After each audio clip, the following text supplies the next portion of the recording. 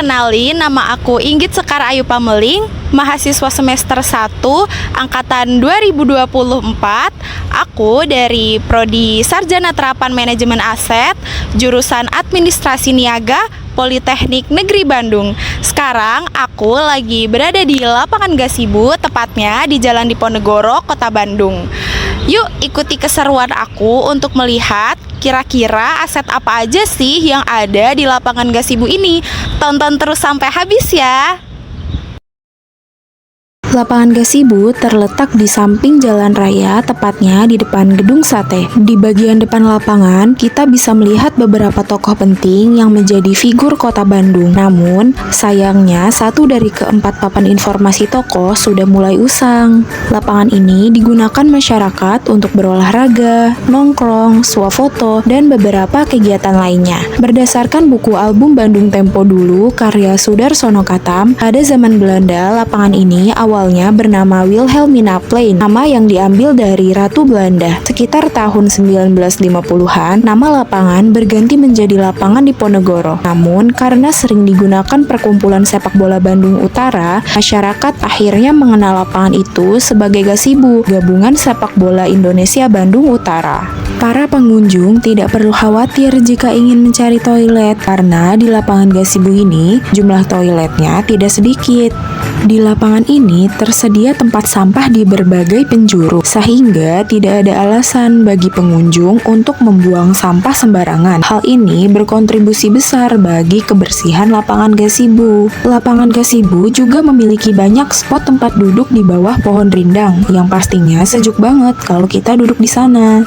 Omong-omong, fasilitas dari lapangan Gasibu yang aku sebutkan tadi merupakan aset yang dimiliki oleh lapangan Gasibu loh. Menurut Siregar, tahun 2004, aset adalah suatu barang yang mempunyai nilai ekonomi, nilai komersial, atau nilai tukar yang dimiliki oleh badan usaha, instansi, atau individu. Aset ada tentunya untuk dikelola. Hal ini disebut dengan manajemen aset. Menurut Sugiyama, tahun 2013, manajemen aset adalah sebuah keahlian dengan fokus pada pelaksanaan pengelolaan aset dengan kegiatan yang meliputi kebutuhan-kebutuhan aset, memperoleh aset, inventarisasi, tindakan hukum legal audit, penilaian aset, menjalankan hingga pengalihan aset secara efektif dan efisien. Aset juga memiliki sebuah siklus loh. Menurut Sugiyama, tahun 2013, siklus aset terbagi menjadi 8 bagian. Yang pertama, perencanaan kebutuhan aset, yaitu serangkaian kegiatan merencanakan suatu rencana strategi yang dibuat oleh suatu organisasi. Yang kedua, pengadaan aset, yaitu kegiatan memperoleh atau mendapatkan aset atau barang maupun jasa, baik yang dilaksanakan sendiri secara langsung oleh pihak internal maupun oleh pihak luar atau eksternal. Yang ketiga, inventarisasi aset, yaitu untuk melakukan pendataan, pencatatan, pelaporan hasil pendataan aset, dan mendokumentasikannya. Yang keempat, pemenuhan aspek legal aset, yaitu pemeriksaan untuk mendapatkan gambaran jelas dan menyeluruh terutama mengenai status kepemilikan, sistem dan prosedur penguasaan, pengalihan aset, identifikasi kemungkinan terjadinya berbagai permasalahan hukum, serta mencari solusi atas masalah hukum tersebut. Yang kelima, penilaian aset, yaitu serangkaian kegiatan menilai kekayaan aset yang dimiliki sehingga nilai kekayaannya dapat diketahui. Yang keenam, pengoperasian aset, yaitu kegiatan menggunakan atau memanfaatkan aset dalam tugas atau pekerjaan untuk mencapai tujuan. Dari tahap keenam tadi, kita bisa memilih apakah aset tersebut akan kita rejuvenasi atau akan kita hapus. Jika kita memilih untuk merejuvenasi, kita akan memperbaiki suku cadang agar aset dapat dioperasikan sesuai dengan harapan. Sementara kalau kita memilih untuk menghapus aset, kita memiliki dua pilihan, yaitu akan dialihkan atau dimusnahkan. Jika dialihkan, maka kita akan memindahkan hak, wewenang, dan tanggung jawab atas aset melalui menjual, menyertakan dalam modal, atau menghibahkan aset. Jika kita memilih untuk memusnahkan aset, maka akan memusnahkan atau menghilangkan aset tersebut karena aset tersebut tidak dapat diperbaiki untuk digunakan kembali.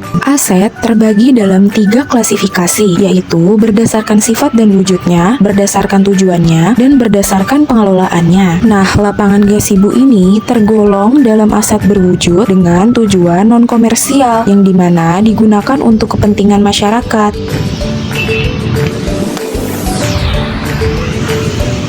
Jadi aku sekarang lagi ada di depannya perpustakaan Gasibu, tapi lagi tutup guys. jadi aku nggak bisa masuk ke dalam.